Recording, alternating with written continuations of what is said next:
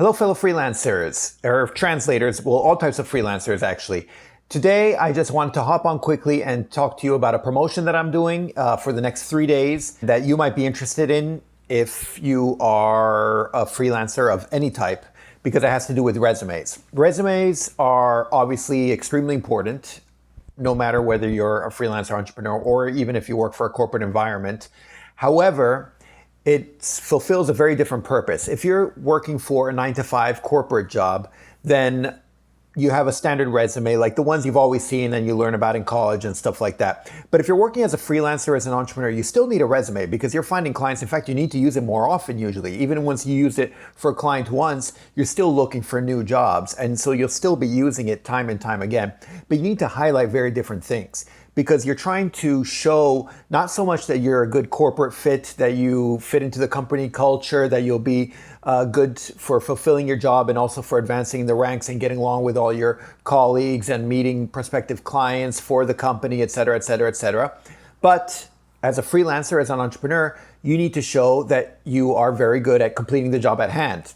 Pretty much. You need to concentrate on that. And that's the main thing that people look for. And then there are many other things. People want to know that you are entrepreneurial, that you can work on your own for yourself, that you can handle everything remotely, because these days, let's face it, pretty much everything is going to be remote.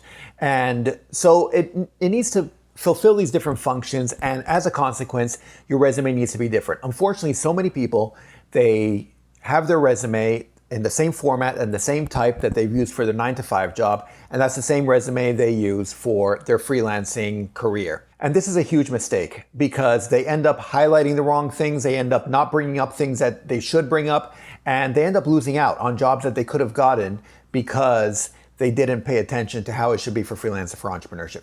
Anyway, that's what this course is about, the one I'm talking to you about. And what I'm going to do is I'm going to offer it to you, my YouTube viewers, for the next 3 days. It's available for free. In exchange, all I ask is that you, well, first of all, if you could leave me a rating or a review, I'd really appreciate it there on Udemy, because those really help. So at some point, Udemy asks you to, leave a rating, and then you can write a review if you want. And yeah, those really help. I've mentioned this before that I really appreciate those. But also, if you could take the course and just give me any feedback that you have, and just let me know what you liked about it, what you thought the strong points were, maybe the weaker points, what I could add, what I should take out, et cetera, stuff like that. This is a course, and I've mentioned this before, that I had, and then I took off and I added to it and changed it up. So I kind of just want to make sure the course works. And I thought the best place to get the feedback will be from you guys. And I'm hoping that if you guys can watch it, it can get some traction going for the course. And also, any feedback that I get from you guys, I can then incorporate it and hopefully keep improving upon the course so it can be the best type of course that there is. And that's pretty much it. If I'll have the link down in the description below. You can feel free to access this course. It's called Resumes for Freelancers and Entrepreneurs. It's pretty self-explanatory. And once you're done with it, you can message me, you can shoot me an email, you can comment down here below and just let me know whatever your thoughts are, whatever your feedback is, because that way I can keep improving upon the course and make it better for everyone else who takes the course as well. So that's it. Without any further ado, I'm going to leave you with the intro, basically the intro of the course from the course itself, so it gives you a better idea as to what you can expect from the course. Otherwise, you can click on the link down in the description below, where you, for the next 3 days, will have access for free to this course. And I mean, after the 3 days, it's not like it asks you for money or anything after that. Don't worry about it.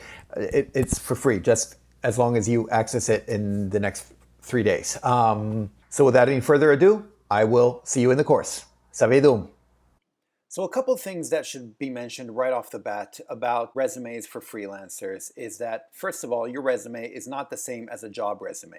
What do I mean by this? I mean that if you're applying for a job as a full-time employee, if you're applying for a corporate job, if you're applying to work in-house, if you're applying to work in an office, then you have a certain form that your resume needs to take. This is a form that we're all used to. If you've taking a course maybe, or looked into how to make a resume, or looked online, or if you've had a counselor in college or something along those lines help you with the resume, it's always been for a corporate job. However, when you are working as a freelancer, it's not the same thing. After all, in corporate jobs, they're hiring you to be a member of their team. They're hiring you to be a good colleague, a good coworker, a good friend, a good person who they can talk to and the water cooler, and a good person who can then advance in the company along with them.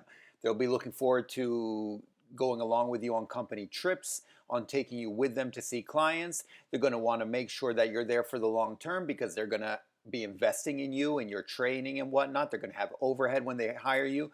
And they're going to also have to pay for your social security benefits, your insurance, health insurance, et cetera, et cetera. None of this applies to when they're hiring you as a freelancer, where they hire you just to complete one job and that's it. So because of this, the things they will be looking for and the things you will want to emphasize in your resume will be extremely different from someone who is looking for full-time employment within a company. Some things you do want to highlight in your resume as a freelancer or as an entrepreneur in general are these three things. First of all, trust. And for all three things, I will get into them more in detail as we go through the resume once again. But just briefly, trust is very important because you're going to be working online. People are hiring you sight unseen. You could be anywhere in the world, and so they need to feel that they can trust you. And there are various ways of doing this, but just keep in mind all the time that you need to come across as trustworthy. The other one is expertise. Now, this is the same as with any resume. You need to show your expertise in whatever you're being hired for. Once again, not as an all well-rounded person, but more specifically in what you're being hired to do. And the last one is computer skills. You're going to be hired over the computer. You're going to be working over the computer. You're going to be working with computer programs. And so you want to show that you at least know what you're talking about when it comes to computer skills.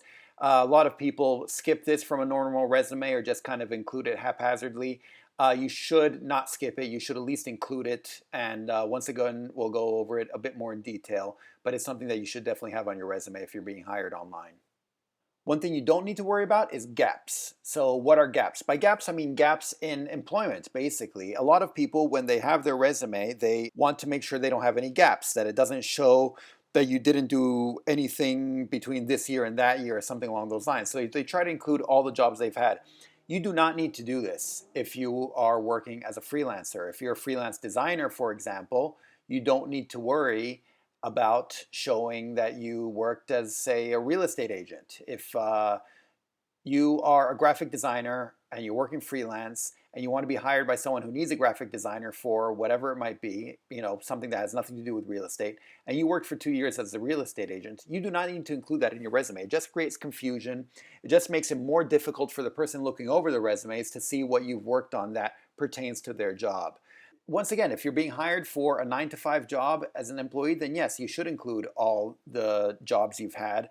And this helps in terms of references and stuff like that. And people want to make sure you're a good fit for the office. When you're being hired as a freelancer, remember, you can be hired, but you can also be fired quite easily. You don't even need to be fired. They just don't ask you to do another job. And so they're not as worried about you being an overall nice person they like to hang out with every single day, but rather as just as someone who can get the job done. And so that's what you should concentrate on. Don't worry about gaps in your employment as much. And once again, we'll get into it a lot more in detail as we go through the resume. Another thing that I should mention is that the resume should be in black and white. I generally recommend this, and the simple reason is, well, mainly because most people still print resumes, especially if they're discussing them in a group, and they'll have a board meeting, they'll have something, and they'll print them out. And colors can come across as quite iffy. Very often I've seen resumes that have stuff, maybe the titles or the specific sections are in blue or red or green, and then when they get printed out, they don't show much at all, or they're very hard to look at. So just keep it in black and white.